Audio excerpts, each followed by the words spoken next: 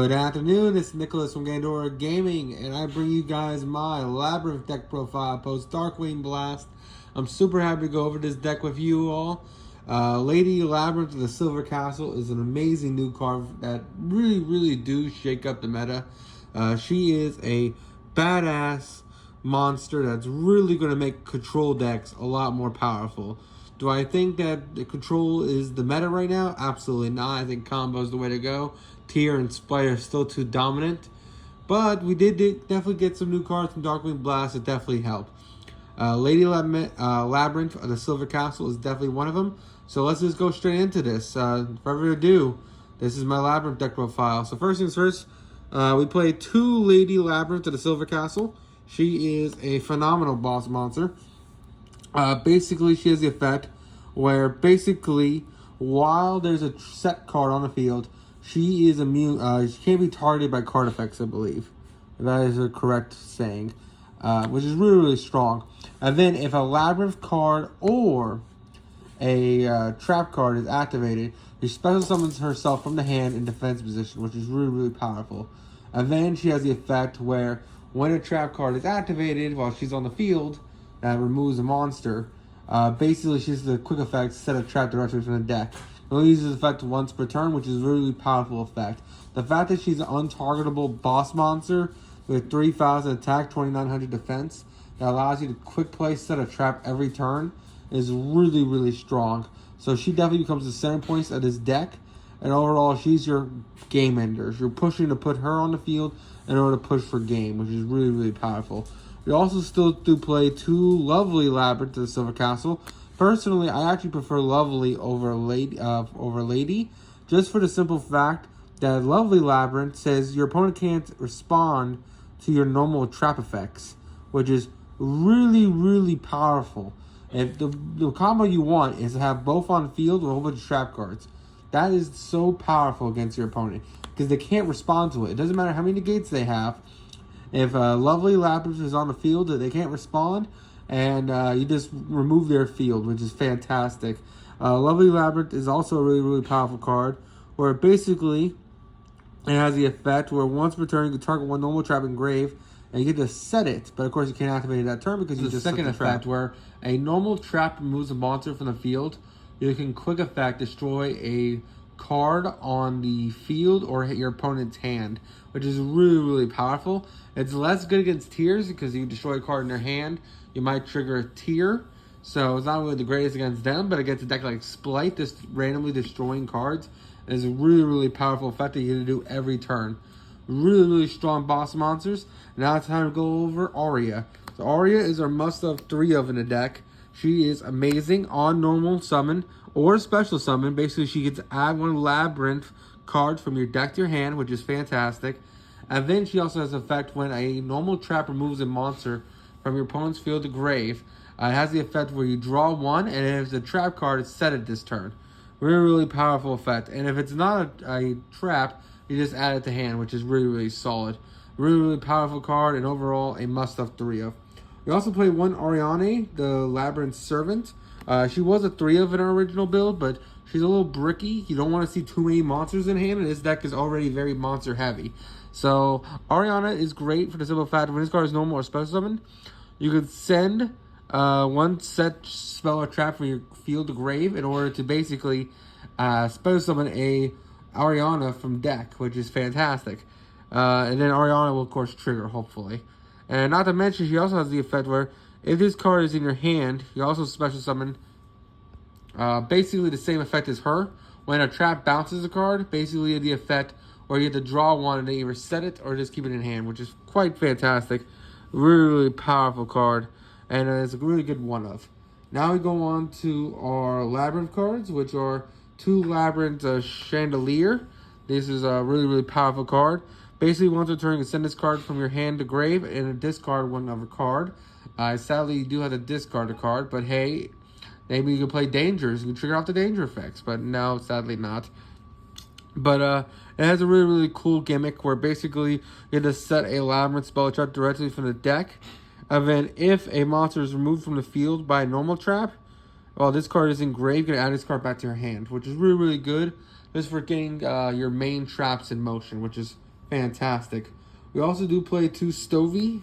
Does the same thing that Chandelier do, but instead of special summoning, instead of going back to hand, it special summons itself onto the field, which is quite strong. Really, really great monster. And finally, you do play 2 Blackjack, because Blackjack is just great for staying in the hand.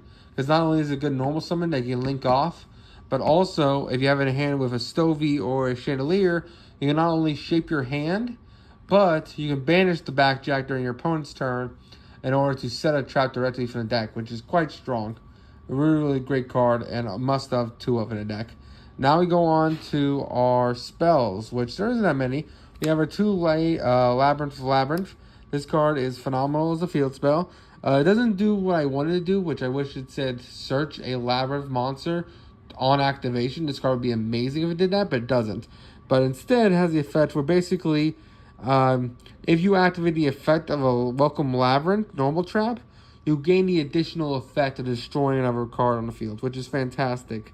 It also has the effect where if a non-Labyrinth trap monster basically activates its effect, you can special summon 1 Fiend monster from your hand or graveyard, which is another great effect.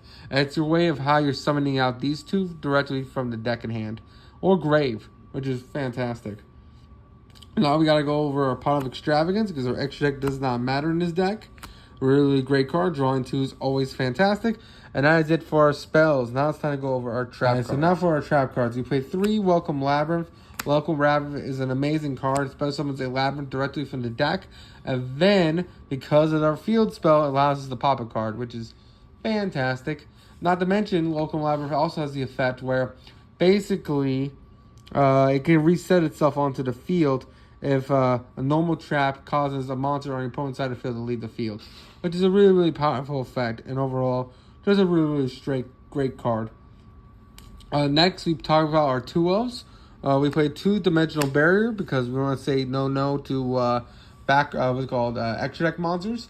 If you're going against tier elements, you call Fusion. You go against Split, you call Links or XYZs, etc., etc. Or you can't call Links, of course, but you know what I mean. You call XYZ. Or just anything. Or if you go against Sword Soul, you call Synchro. Really, really powerful card. I don't need to tell you how good Dimensional Barrier is. We also still play 2 Terrors in the Underroot. Terrors in the Underroot is a really, really good effect, where you can target 1 card your opponent controls and 1 card in your graveyard, and you switch the places of them. And basically what you want to do is you have an Ash engrave. Let's say they ashed you. You activate this effect, get the Ash, special summon it onto your opponent's side of the field, and get a really big boss monster and just send it to graveyard, which is really, really fantastic. It also triggers the other monsters, which is also fantastic. We also do play 2 Fiend Griefing, and this is for the tier element matchup. Not to mention it's great with Absolute King Backjack, because not only can we send a Backjack from our deck to grave, but it also has the effect where you shuffle, target 1 monster on your opponent's field and in your grave, and shuffle it back in the deck. And what that means is that they activate a tier element effect, you activate Fiend Griefing, targeting that monster they're going to activate the shuffle back, you shuffle it back so it doesn't trigger, which is really, really powerful. We also play 2 Compulse, because Compulse is amazing. We also play 2 Archfiend's Ghastly Glitch. This card is also really, really powerful. If you control a Fiend monster, you can target 1 card on the field, destroy it. Then you can send 1 Fiend from your deck to grave, which of course is Absolute King Backjack, which is just a really, really solid card. We're also playing 2 Dogmatic Punishment, because hey, our extra deck doesn't matter, because just play a whole bunch of Endless targets. And this is 2 removals in 1 card that we can constantly set, which is fantastic. We also do play 2 Torrential Tribute. This is our last resort. Our monsters don't float like other decks do, but we can rebind them with our field spell. Not to mention we have other ways of rebinding them too. So I think Torrential Tribute's fine in the deck. I think it's a must-have 2 of. And we also play 3 Ice Dragon's Prisons, because it's the meta game. This is really good against Splight and Math Mech and tier elements. It's so good to have a tier on field and have a tier in grave. They activate the effect to shuffle back. You activate this, banish both targets, and you're just good to go. Really, really powerful effect. And overall, a great card. And then finally, 3 Solemn Strike, because Solemn Strike is fantastic. It's not good against tiers when they're fusion summoning, because again, all the tiers float. But against other boss monsters, it is a pretty powerful card. If you want, you can probably switch this out for the new Ultra Rare. That's like $4. That came out in Power the Elements. I think it's in my Goatee deck profile. That card's really strong. You don't have to pay life points, which is why I like it. And it's the same card. It's just Solemn Strike without paying life. And that is it. I hope you all enjoy. Take care. I hope you guys enjoy the deck profile.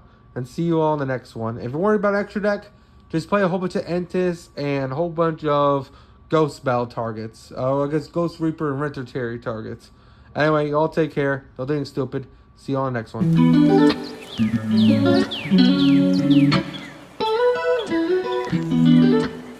one.